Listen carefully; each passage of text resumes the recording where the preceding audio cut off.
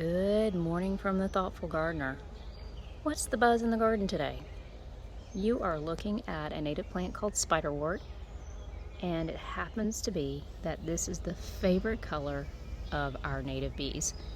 Bees love the color blue, and if nature wants to really attract a pollinator to the area, you will see blue flowers. They're very unique in terms of color in the garden. They're the most unique. And you can see the pollen baskets on this bee. So if you want to attract more pollinators to your garden, look for native plants that are blue. In our area, spiderwort is a great choice. It comes back year after year. You can see how gorgeous it is. I love that these flowers close at night. And then I also love the great blue lobelia that is in the garden right now. So I encourage you, if you are looking to convert your garden, that you look for plants that are the color blue. Now let me show you this bee house. Now most of our native bees do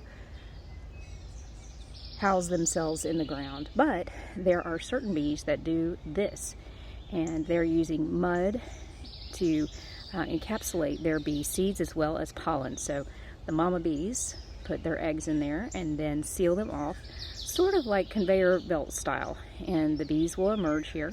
So this is truly a nursery for this year's bees. I'm really excited to see that. The other thing that I did in this garden is I left a lot of my native perennial hollow stems standing, because that's the other place that they will do this naturally.